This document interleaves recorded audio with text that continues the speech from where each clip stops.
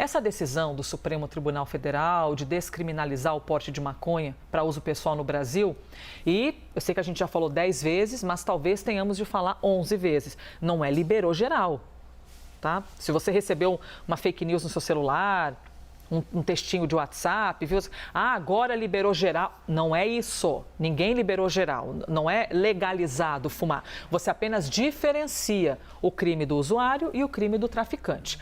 Todo esse assunto marca um ponto de virada significativo nas abordagens das políticas de drogas no país. Por isso, que importante agora a conversa, hein? Sempre é muito importante a gente ter os nossos convidados aqui para que nós possamos debater sobre o assunto. Luana Davico é delegada do Distrito Federal e especialista em processo penal. Delegada, muito obrigada pela gentileza de falar com a gente. Pedro, bom dia para todo mundo que está assistindo, o prazer é todo meu. Delegada, eu até citei aqui essas interpretações que tem. Internet é um mundo, né, muito maluco às vezes. Você vê uns títulos, umas coisas assim que não condizem com a realidade. E é muito rápido as pessoas pegarem a matéria e compartilhar. Olha aqui, eu disse para vocês que agora liberou geral, que vai ser dos meus filhos. A preocupação dos pais é válida sempre, mas não é liberou geral. É só descriminalizar essa diferença entre usuário e traficante. Delegada, a senhora que é bastante entendida do assunto, trabalha diariamente com isso, essas abordagens policiais, né, a senhora acredita que pode haver uma mudança na abordagem, essa decisão do Supremo Tribunal Federal? Bom, é importante falar que essa disseminação de fake news, ela não acontece só para quem tem celular, né? No meu trabalho esse fim de semana, os próprios usuários estavam desinformados, né? Entendendo assim, eu não sabia que eu ia vir parar na delegacia. E você tem todo aquele processo ali no âmbito policial, que não é o local correto, para tentar ensinar o que aconteceu no Brasil. E isso acaba sendo até um pouco contraditório. Desde o momento do combate às conversas no STF, as políticas de droga, a ideia sempre foi afastar o usuário do ambiente policial. Isso eu estou falando de julgados antigos. A Carmen Lúcia já tinha esse posicionamento, afastá-lo do ambiente policial. E acontece que isso não vai acontecer neste momento. Tá? Tanto se falou do voto do Dias Toffoli, que foi tão confuso, mas no final seguiu-se a mesma ideia que ele teve. Então, não vai extinguir as abordagens policiais. Nós fixamos um critério objetivo que não é tão fixo assim, isso é bem importante falar. Os 40 gramas que foram fixados pelo STF, eles não têm um caráter absoluto. Então, não é porque a pessoa foi abordada com 10, com 40, como aconteceu na prática comigo esse fim de semana, com 0,23 gramas, que ele não vai ser levado até a delegacia. Tá? Por quê? Primeiro, que a polícia não anda com uma balança de Luana, precisão. É porque o que a senhora nos fala é muito importante. Eu sei que a senhora vai trazer a explicação toda na sequência. Mas quando a senhora fala sobre usuários, ou seja, pessoas que foram encaminhadas à delegacia porque foi feita uma abordagem da polícia e encontraram ali uma quantidade de maconha. Então, até esses usuários que foram levados até a delegacia não sabiam exatamente das regras? É isso? A senhora pode só explicar um pouquinho mais sobre isso? Perfeitamente, eles não sabiam, inclusive houve até uma discussão, mas eu estava com um baseado, era apenas um cigarro. Então as pessoas, elas recebem a informação e estão interpretando como querem ou estão sendo orientadas a mal interpretá-las. Então, assim, as pessoas que forem abordadas com X quantidade de maconha, até 40 gramas, vamos usar o critério objetivo do STF, elas ainda serão conduzidas até a delegacia de polícia, para que possa fazer, primeiro, a pesagem e, segundo ponto importantíssimo, tem que se fazer a perícia para ver se é maconha mesmo, para ver se não há outra substância ali, e aí sim a gente não teria nem ilícito administrativo, não teria nada. Luana, mas isso é possível? É possível. A gente sabe que até no âmbito aí das vendas ilegais, a gente tem os espertinhos que vendem outros produtos. E mais, pode acontecer coisas ainda mais mirabolantes, como a que eu peguei, o cigarro baseado de 0,23 gramas, continha pedras de crack. Aí ele sai do completo ilícito administrativo e volta para o ilícito criminal. Olha que interessante. Isso tudo nesse fim de semana foram os casos que ocorreram. Muito importante poder ouvir-te, né? Nós seguimos aqui ao vivo conversando com uma delegada, ou seja, alguém que tem a rotina. Eu lhe interrompi anteriormente, desculpe, se a senhora quiser concluir o pensamento anterior, mas é porque nos chama, ainda mais enquanto imprensa, nos chama muito a atenção o seu relato, é muito importante.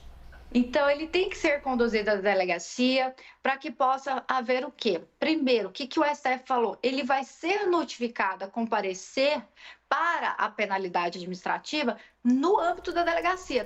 Tá dito lá que ele vai ser identificado, isso é muito importante. Eu não posso correr o risco de colocar, imputar um ilícito, ainda que administrativo, para uma pessoa que não é ela. Então, primeira coisa, ele tem que ser identificado na delegacia. Segundo ponto, a pesagem dessa droga, mandar essa droga para a perícia, e aí, por fim, ele vai ser liberado. Ou seja, o procedimento, na prática, pessoal, é exatamente o mesmo. Nada mudou. Agora, será que vai mudar? Eu entendo assim, na própria emenda do STF, os itens 5, 6, eles são muito dirigidos ao delegado de polícia. Eu observo assim que houve aí uma maior pressão para cima dessa autoridade policial que no caso em concreto, definir que mesmo com menos de 40 gramas, esse cidadão estaria traficando, terá que apresentar de forma pormenorizada nos autos, ou seja, de forma descritiva, quais são os outros itens. E aí o próprio STF falou a forma que a droga está embalada, as circunstâncias do caso, a forma que foi a abordagem, o que estava acontecendo, além de outros elementos que eles colocaram como balança de precisão, dinheiro, eu já até falei, né? Já peguei uma pessoa que se dizia usuário com uma maquininha de cartão, né? Entre outras coisas, assim, para demonstrar que ele não estava portando para consumo pessoal, mas estava portando para venda de drogas, que aí continua sendo o crime de tráfico de drogas. Luana, só para a gente poder entender, bom dia, obrigado pela conversa aqui com a CNN. Eu queria que você explicasse, você já falou do ponto de vista do usuário, como essa desinformação confunde, as próprias pessoas eventualmente com uma má fé se dizem vítimas de uma informação truncada, mas o que eu queria entender é, do ponto de vista prático para os delegados de polícia, para a polícia civil, para os policiais militares que estão nas ruas das cidades e estão eventualmente se deparando com esse tipo de situação. Tá claro o que o STF decidiu? É preciso ainda, na tua avaliação, de uma determinação, seja do CNJ, ou das Secretarias de Segurança Pública, ou do Ministério da Justiça, para poder explicar o que muda a partir de agora? Você tem percebido que há uma incompreensão por parte das forças policiais ou não? Por todos os lados, Pedro, porque assim, o que o STF determinou, até teve uma discussão entre o Barroso e o Alexandre de Moraes nos últimos minutos. Exatamente o Alexandre de Moraes falando, mas e aí, Barroso, como que vai ser? O policial vai pegar uma balança, vai notificar o usuário?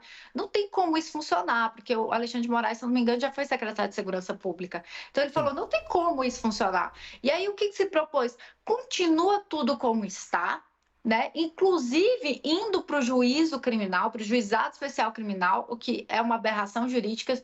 Primeiro, é uma aberração jurídica que juiz aplique normas de penalização administrativa. Isso não é uma competência típica do judiciário brasileiro. Ele não está sendo pago ali para isso. Então, o primeiro ponto é isso. A gente tinha que ter um estabelecimento claro de quem seria esse órgão capacitado para poder fazer todo esse procedimento de pesagem, etc. e tal. E aí, sim, entendendo que haveria outros sendo encaminhado ali pelo delegado ou o contrário. Para aplicar essas penalidades administrativas, precisa se determinar quem são eles. Segundo ponto, que fica mais confuso ainda. Nós tivemos uma decisão, anos atrás, em que o STF reconheceu por 11-0 que a Polícia Militar poderia lavrar TCO. Eu não sei se vocês se lembram desse julgado. Que a Polícia Militar, que a Polícia Rodoviária Federal poderia lavrar o TCO. E, ao contrário dessa decisão recente, o STF volta todo o poder de decisão para o delegado de polícia. Então, antes, a Polícia Militar era comum e prático que ela lavrasse o TCO de drogas no ato de abordagem daquele usuário. Em outros estados, em outras capitais, isso já acontecia. Agora, com essa formalização do STF, volta de novo o poder para o delegado de polícia. Então, a gente volta a concentrar o poder de decisão ao delegado de polícia, que vai ali entender se é tráfico, tendo que justificar. É interessante que eles colocam lá, havendo por não justificar a responsabilidade civil, administrativa, criminal do delegado de polícia, né? Sim. Então, assim, coloca todo esse dever, todo esse poder de decisão de novo ao delegado de polícia, que vai ter que explicar basicamente isso e ainda mais retirou aquela possibilidade, ao meu ver, que eles diziam tão práticas da Polícia Militar ali da lavratura do TCO, porque coloca de novo que tem que levar para a delegacia, tem que ser ali que é feita a balança, a pesagem, a notificação, entre outros pormenores. Então, delegada, está uma confusão total, Pedro. Exatamente por isso. Por quê? Porque o policial militar fala: como é que eu vou conduzir alguém para a delegacia, sendo que ele não está cometendo crime, né? A gente precisa ver isso também, essa condução ali. E se o usuário se recusar, o que eu vou fazer diante disso? Delegada, já que eu não tenho uma restrição de liberdade. Uma dúvida, mesmo que nós estejamos aqui já com tempo justíssimo, não quero deixar de fazer-te uma pergunta. A gente ouve muito pelos olhares de quem está muito atento a esse assunto, que quando a gente fala de racismo, muito coloca-se o olhar em cima da polícia militar. Porque é a abordagem, porque isso vai para o boletim de ocorrência. Mas tem gente que diz assim, tá, mas por que não o olhar crítico em cima dos delegados? Por que não o olhar crítico em cima também do Ministério Público, em cima também da Justiça? Quero ouvir-te sobre isso, por favor, sobre essa questão do racismo pulverizada principalmente em cima da PM. Elisa, isso é perfeito, porque a segunda coisa que eu ia dizer é que eu percebo, por essa decisão da STF, que vai se refletir muito mais no papel dos juízes e dos promotores de justiça do Brasil, porque vai caber ao juiz relaxar flagrantes, vai caber ao juiz fazer uma análise muito mais pormenorizada do que está sendo apresentado a ele sobre risco de responsabilidade também. A gente não pode esgotar a esfera de determinação criminal somente no âmbito policial. Então, a gente tem que entender que o Brasil, é um país de raízes racistas e que isso vai sempre refletir nas pessoas que ocupam os órgãos das mais variadas cúpulas brasileiras. Isso é indissociável.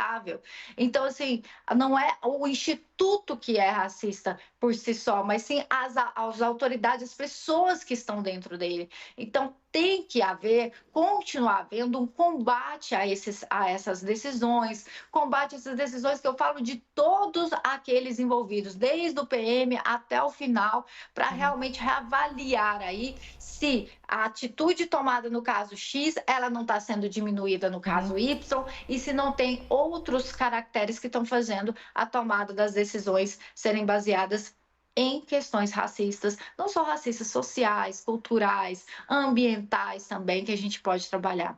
Delegada, olha que importante poder ouvir-te, hein? Luana Davico, delegada do Distrito Federal e também especialista em processo penal. Muito obrigada por ter aceitado a gentileza de conversar ao vivo com a gente aqui na CNN. Obrigada, foi uma honra. Um abraço para todos.